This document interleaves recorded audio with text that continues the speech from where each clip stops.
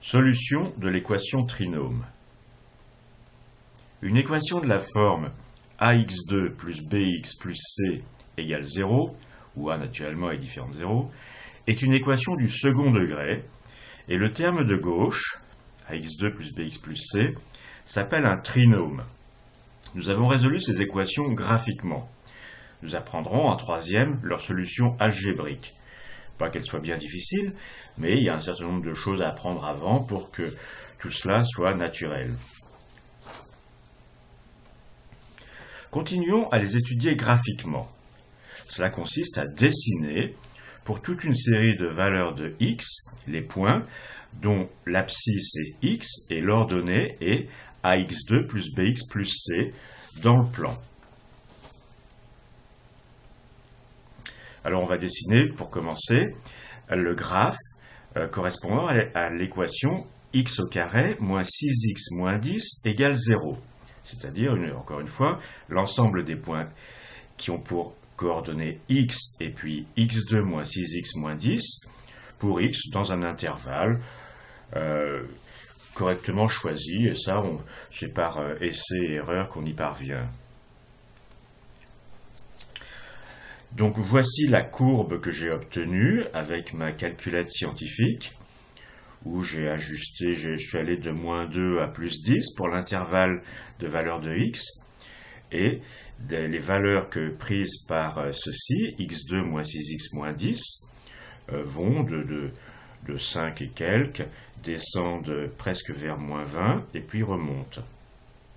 Et on voit que x2 moins 6x moins 10 coupe l'axe 0, est égal à 0, quand on a x aux alentours de moins 1,5 et quand on a x aux alentours de 7,5.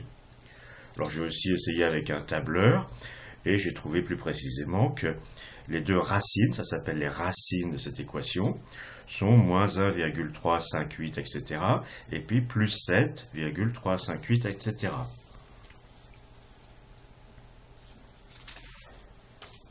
Donc ici, on avait deux racines.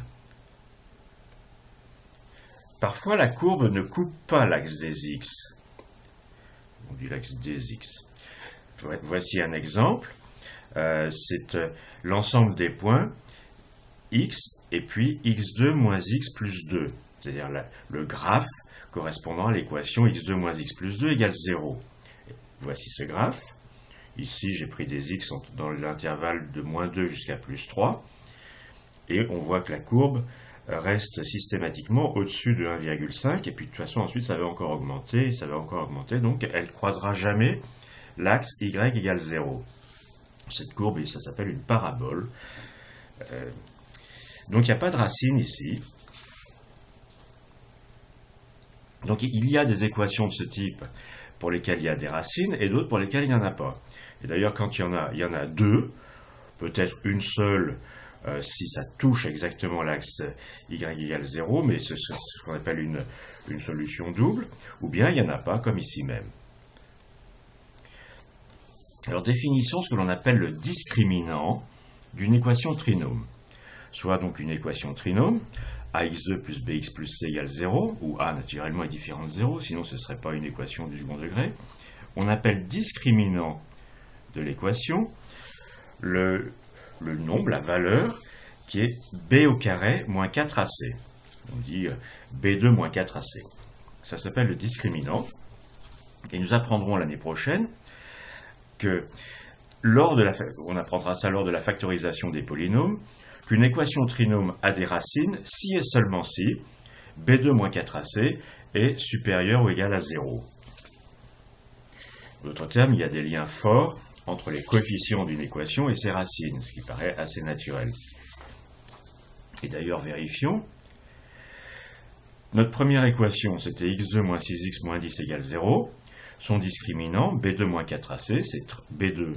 Ici, b c'est moins 6. Donc b2 c'est plus 36. Moins 4ac, a c'est 1 et c c'est moins 10. Donc moins 4 fois moins 10, ça fait 40. Donc le discriminant ici c'était 76. Et puis dans la deuxième équation qu'on a regardée, x2 moins x plus 2, a est égal à 1, b à moins 1 et c à plus 2. b2 c'est donc 1. moins 4ac, c'est donc moins 4 fois 2, ça fait moins 8, donc le discriminant était égal à moins 7, et c'est lié au fait que ça n'a pas de racine.